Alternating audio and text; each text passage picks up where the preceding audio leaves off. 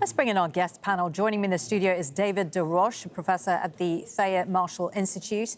And in Venice, we have Roxane Farmanfarmian. She's a Middle East and Gulf Affairs security specialist, also professor of modern Middle East politics at the University of Cambridge. If I could start with you, Roxane. So Karg Island, described often as Iran's crown jewel. We know it has strategic significance when it comes to oil. It handles around 90% of crude exports for Iran. But it also has historical significance. It also has religious significance. Tell us a bit about that and how much of a blow, therefore, this attack would have been on Iran. Well, I think the most important part of it certainly is its oil installations. There are several islands off of the coast of Iran. Some of them are hotly debated in terms of their sovereignty. Some are claimed by both Gulf states, the UAE, for example, and Iran. And of course, there was a period in Iran's past where Bahrain was part of the geography of Iran. It hasn't been for a long time. But that whole region is an area which the older Iranian Empire and previous dynasties had claim over. Karg was turned into a depot because of its very good location and its ability to have a number of loading docks put on it all around. As far as I understand, the attack last night was on its military installations, not its oil installations. And Iran has threatened to attack American funded or any kind of installations in which America has an interest in the Gulf in retaliation. And we'll have to notice that many of the attacks that Iran carries out are direct retaliation for specific types of targets that have been hit in Iran. So should the oil part of the Karg Island be attacked, it is very likely that Iran would then change the approach that it's had, because there's been an agreement not to attack oil installations on both sides. That would change if the U.S. was to attack Karg oil installations, and in retaliation, Iran would probably attack those in the Gulf. David, what is your assessment of this U.S. attack on Karg Island? Because Roxane making the point, yes, the oil, the strategic oil facilities there have not been hit. So what was the U.S. trying to achieve here? Yeah. Well, first off, there's an element of restraint. I mean, Iran has already attacked the Iraqi oil export terminal, the Kuwait National Oil Export Terminal, the Bapco storage terminal in Bahrain, the Ras Laffan natural gas terminal here in Qatar, and the Saudi facility at Ras Tanur, as well as the Omani facilities in Salalah. So there is an element of restraint here, and it's not on Iran's side. I think that this was a demonstration. It was a signal of intent. And it was basically a warning saying, look, you know, militarily, we're hitting Revolutionary Guard facilities. It's probably insignificant militarily, but it's showing you that we have the reach and the ability to do this. You better back off on the continuing attacks on civilian infrastructure in states that are not really a party to this conflict, or else we will have the ability to hit you in a place that hurts. Talking of what hurts, we have heard from the Iranian Defense Ministry earlier today, the spokesperson warning they will increase usage of upgraded weapons in retaliation to the strike on that island.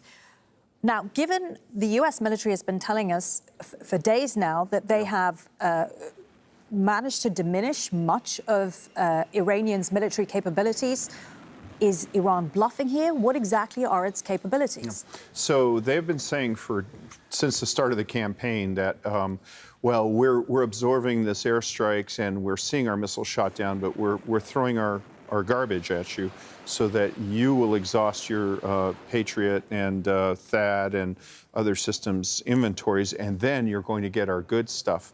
I think if they actually had some sort of secret weapon, we would have heard of it. We would have seen it in use by now. Right. It's kind of like my career as a college boxer, where it was characterized as wearing him out by absorbing punches with my face and then throwing the knockout punch. I never made it long enough to throw the knockout punch, and I think we're more likely to see that with Iran than not. And back to you, Roxane, I just want to put to you some comments that we had before this attack on Kark Island, Mohammed Bagher Kalibaf, the Speaker of Iran's parliament, threatening that any attempt to take Iranian islands would make the Persian Gulf run with the blood of invaders. I mean, those are dramatic statements. Do you think that's what we're going to see literally in the Gulf? Well, I think so far what we're seeing is that they're successfully stopping any kind of activity through the strait, and I think that at the moment is serving Iran's purposes clearly. As I think we've seen, there's over 110 tankers backed up, unable to get through the strait and out into the larger seas.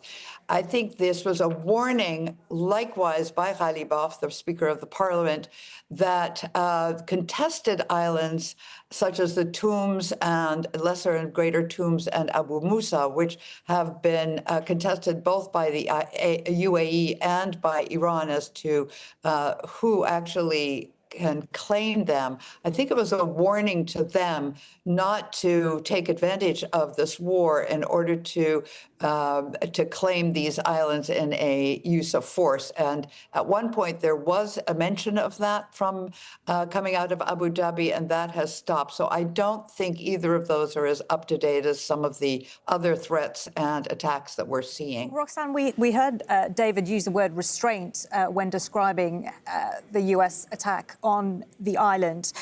The Gulf has also been very restrained, given the number of attacks they've seen on their oil facilities.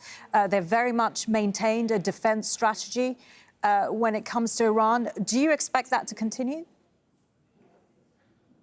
Well, it depends on whether really the Gulf wants to get involved in the war. I think we're seeing neither Iraq nor the Gulf states wanting to get in the midst of a war that they do not see of their own making, and which is between the United States, Israel, and Iran. And although I think we can look at restraint in various different ways, the attacks that Iran is sustaining on its capital, for example, and on its monuments, it is not retaliating in a similar way. It's being extremely careful of what it does hit, and it is giving fair warning, as it did in the Fujairah situation, that it is encouraging those around the targets to leave because it does not want to hit civilian targets. David, you don't seem to agree with what Roxanne is saying there. No, I don't. I mean, what we're seeing is random fire at civilian targets. There have been some instances where Iran is acting the same way they accuse the Israelis of doing, saying, you know, this entire city needs to be evacuated. A military target has to be proportionate to the military value of it. And what we're seeing is, you know, when you hit the Fairmont Jumeirah in Dubai, that is a target of no military significance whatsoever. And it was probably targeted with an inaccurate weapon that they were just firing at a developed area and hoping to get something significant. So I really do have to reject that. There is a deliberate mosaic strategy which involves decentralizing command and authorizing low units to fire at targets that we've seen that really lack military logic. David, we've talked in the past about how Iran is using low-cost drones to create much larger damage, if you like, in the Gulf. What are the Gulf's capabilities for defense going forward if we continue to see the sort of attacks we are seeing? Well, I think the main problem here, and again, this stems from targeting civilian infrastructure rather than military infrastructure. So any kind of defense from the air is a point defense. So the question is, how many points are you going to defend? And then how do you defend them? If drones are coming into a densely populated urban area, like, say, the Crown Plaza Hotel in the center of Manama, then standard defense of firing bullets are of limited use because that bullet goes up, it goes down, and it goes down in a densely populated area. So I think that what we'll probably see is, first off, deterrence and trying to destroy that, which is the most effective way of doing it. But then secondly, we've seen forces adapt, like here in Qatar, using attack helicopters, which are slower, They go closer to the speed of the drone. They fire a much more cost-effective missile, usually an anti-tank missile that costs $60,000 instead of $3 million for an air-to-air missile. But that requires constant vigilance because to defend a large civilian structure is orders of magnitude different from defending a military structure, particularly when you're concerned about debris and stray rounds landing in inhabited areas. And we saw that debris causing all that smoke and damage in the UAE just a little bit earlier today. OK, really good to talk to both of you. David DeRoche, professor at the Taya Marshall Institute, and Roxanne Farman-Fahmian, Middle East expert. Thank you.